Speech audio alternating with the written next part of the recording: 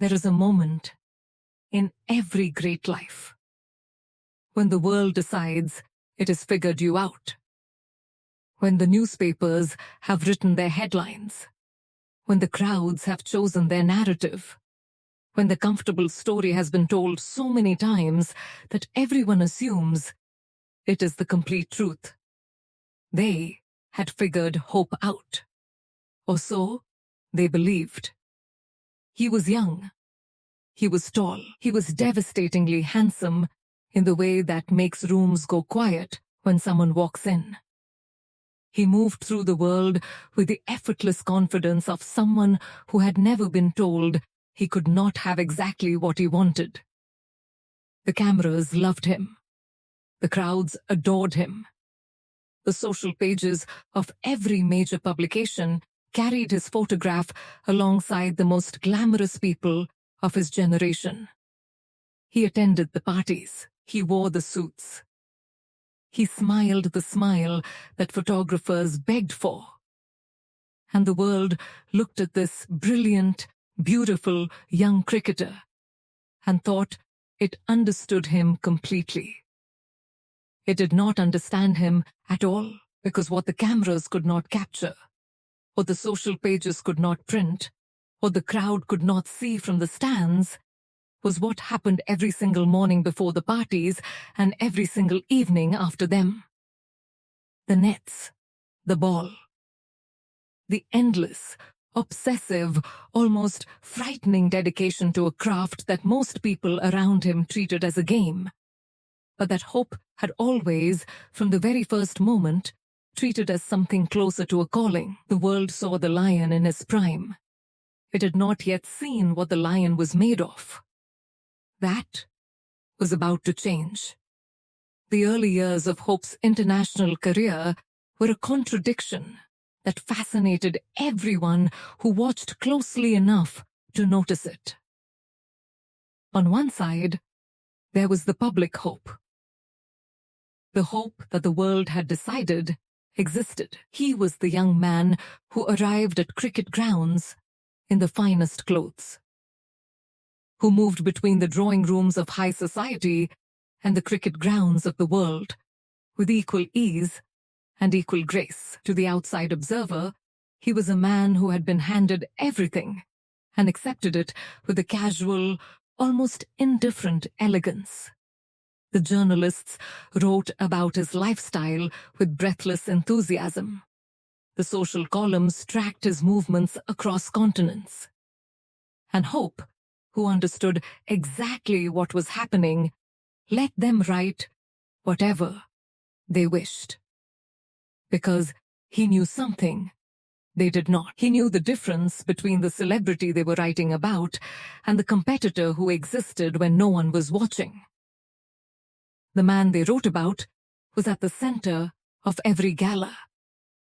The man who existed in the shadows was at the cricket nets at 6 a.m, before the groundsman had even arrived, and stayed until the light faded and the ground fell silent.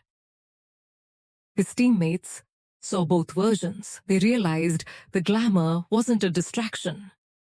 It was a shield. While the world was focused on his smile, Hope was building a machine. He was becoming a bowler who didn't just rely on raw power, but on the precision of a surgeon and the cold calculation of a general. The world saw a star. In truth, he was the most serious student of the game his generation had ever seen.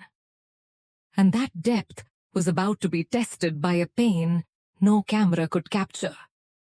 It began as discomfort. The kind of discomfort that athletes learn to ignore. The body speaking in a language that the competitive mind trains itself to translate, not as a warning, but as weakness to be overcome. His shin. A dull, persistent ache that arrived during practice and refused to fully leave between sessions. He bowled through it. Because Hope had never in his life accepted physical limitation as a reason to stop. Because stopping, even briefly, even sensibly, even on the advice of people who knew better, felt, to a man like Hope, indistinguishable from defeat. So he ignored the signal. He pushed harder. He ran faster. He hit the crease with more violence, transferring the entire weight of his ambition onto a bone that was silently beginning to splinter. Then came the day the world went quiet. He was at the peak of his stride, the rhythm perfect, the target locked. He leaped, his body a coiled spring, and as his foot struck the ground, the sound wasn't the usual thud of leather on turf. It was a crack. Sharp. Final, like a dry branch snapping in a winter forest. Hope hit the ground, and for the first time in his life, the effortlessly elegant man looked human. The pain was not a dull ache anymore. It was a white, hot iron being driven through his leg. The diagnosis was a stress fracture of the shin. In an era where sports medicine was still a primitive art, it was a professional death sentence. You are done, the doctors told him in sterile rooms, looking at the x-rays that showed the structural failure of his brilliance. Your action is too violent. Your body wasn't built for the speed you demand from it. If you bowl again, you might not walk properly again. Find a new career. Become a commentator. Use that famous face for something else. The media, which had once treated him like a god, now treated him like a tragedy. The headlines changed overnight. The fall of the lion. A career cut short. The boy whose body said no. Hope heard them all. He read the reports. He listened to the experts discuss his legacy in the past tense. He didn't argue. He didn't give interviews. He simply went into the shadows. For months, while his peers were under the floodlights, Hope was in a gym that smelled of sweat and liniment. He wasn't just healing, he was rebuilding. He analyzed his own biomechanics with the cold detachment of an engineer looking at a faulty engine. If the old way broke him, he would build a new way. He spent thousands of hours in the pool, moving his legs through the resistance of water. He spent thousands more on the floor, strengthening every stabilizer muscle until his body was no longer just a frame, but a fortress. When he finally returned to the nets, he was different, and replaced by a lean, hungry ferocity. The first ball he bowled after the injury didn't just hit the stumps, it shattered them. He looked at the splinters and didn't smile. He just went back to the mark to do it again. The doctors said give up. He had responded without, but a healed bone was only the beginning.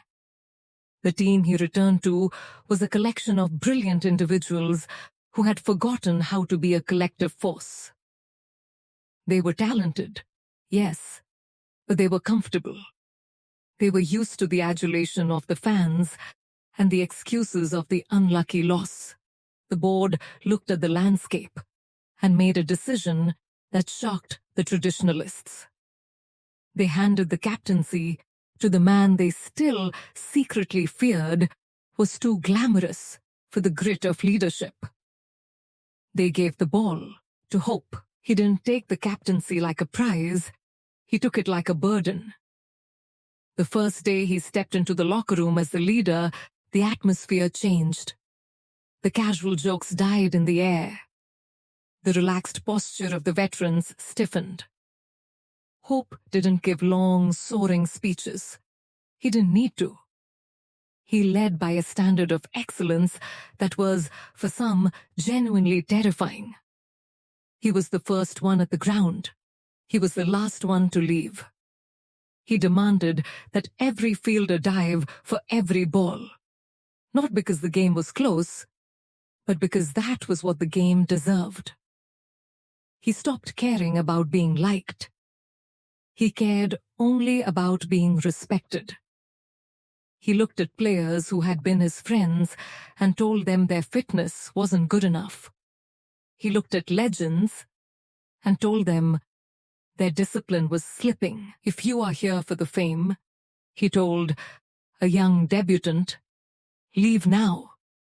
The fame is the lie. The work is the truth. He was no longer just a fast bowler. He was the heartbeat of a revolution. He was turning a group of cricketers into a pack of hunters.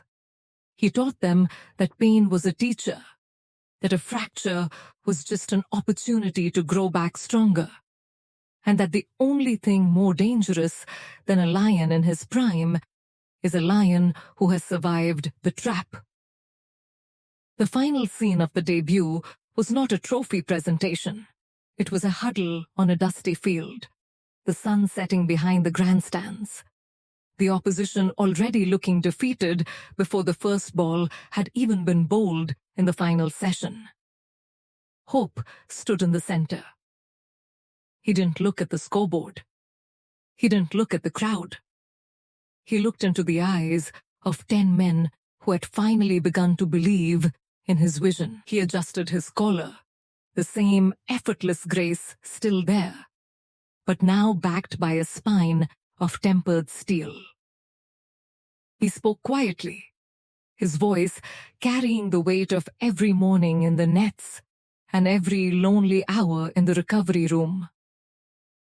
They think we are here to compete, he said, his eyes scanning each of them. They think we are here to put on a show for the cameras. He paused, a cold, sharp smile touching his lips. We aren't here to play. We are here to win. Now go out there and show them what that looks like.